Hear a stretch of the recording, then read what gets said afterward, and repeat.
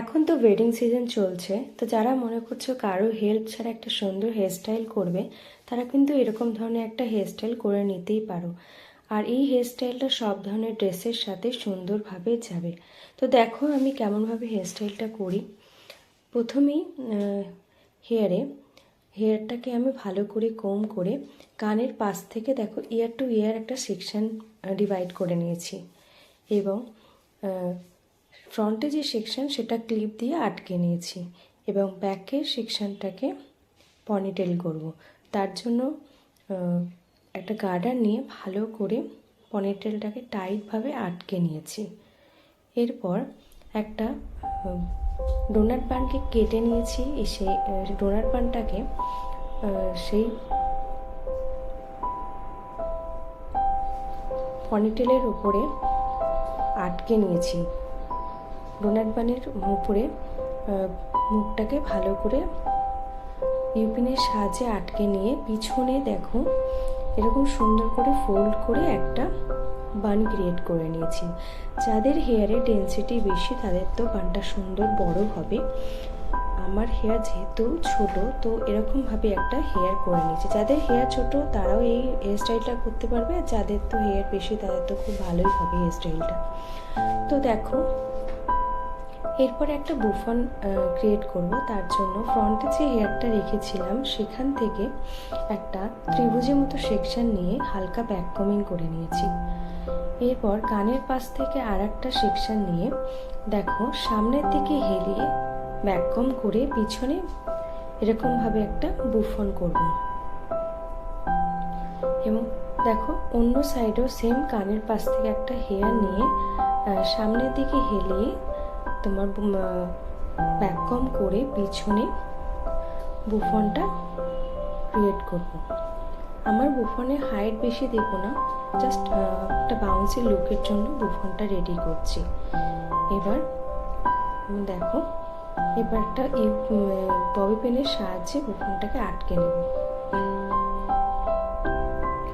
এবার টেলকমের টেলের সাহায্যে যতটা হাইট দরকার ততটা আমি হাইট দিয়ে নেব, এবং তোমরা এখানে স্প্রে ইউজ করে নেবে, তাহলে বুফনটা স্টে অনেকক্ষণ হবে।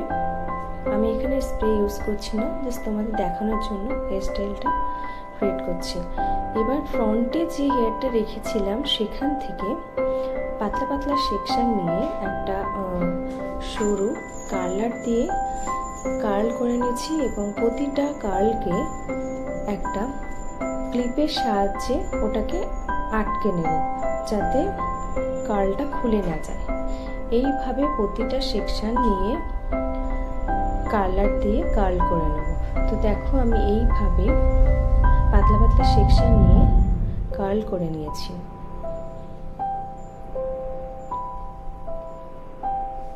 চেষ্টা করবে একটা সরু কার্লার নেওয়া, তাহলে কার্লটা সুন্দর হবে। তো এইভাবে এই সাইডে দেখো পুরো হেয়ারটা কার্ল করে নিয়েছি। এরকম সেমভাবে অন্য সাইডেও হেয়ারটা কার্ল করে নেব। প্রতিটা কার্ল করে স্প্রে করে নেব।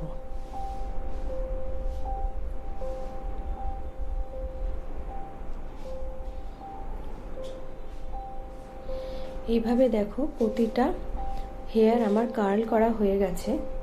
এবার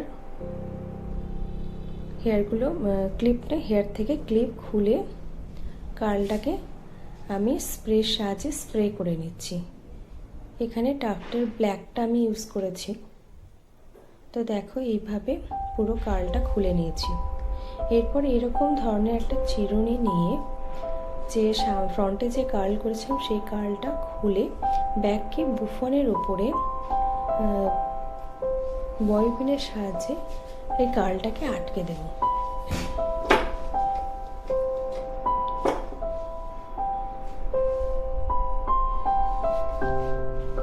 এইভাবে সুন্দর করে কোমের সাহায্যে ফ্রন্টের হেয়ারটাকে পুরোটা নিয়ে বুফনের উপরে আটকে নেব। পিছনে যে হেয়ারটা আছে সেই হেয়ারটাকে একটা গোবনেটের সাহায্যে পুরোটাকে আটকে নেব, তাহলে আর আমার কোনো চুল বেরিয়ে থাকবে না। এবার ওটাকেও সুন্দরভাবে ক্লিপ দিয়ে টাইট করে নেব।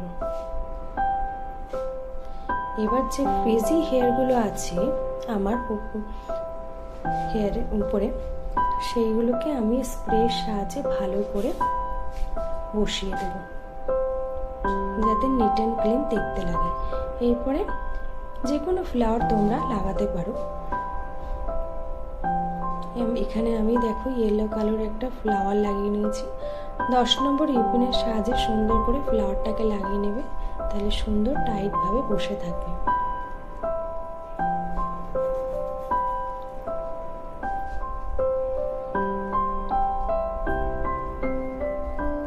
এইভাবে আমি হেয়ারটা সেট করে নিয়েছি।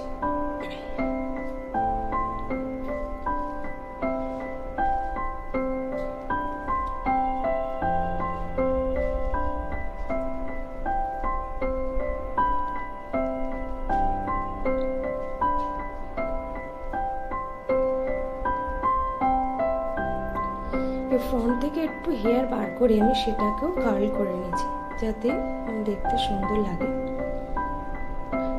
কার্ল করার সঙ্গে সঙ্গে নিচ থেকে স্প্রে করে নেব, তাহলে ওটা কার্লটা লং লাস্টিং হবে। তো এইভাবে দেখো ফ্রন্টে আমি কার্ল করে নিয়েছি। তো এই ছিল আমার পুরো হেয়ার স্টাইলের লুক। এরপরে আমি পুরো লুকটা শাড়ি পরে কমপ্লিট করেছি। কোনোরকম মেকআপ করিনি, জাস্ট হেয়ার স্টাইলই করেছিলাম। তো কেমন লাগলো আমার হেয়ার স্টাইলটা অবশ্যই জানিও। ভালো লাগলে তোমরা লাইক করো, আর তোমরাও এরকম ধরনের একটা হেয়ার স্টাইল ক্রিয়েট করো। আর এরকম সুন্দর সুন্দর ভিডিও দেখতে অবশ্যই আমার পেজটাকে ফলো করো।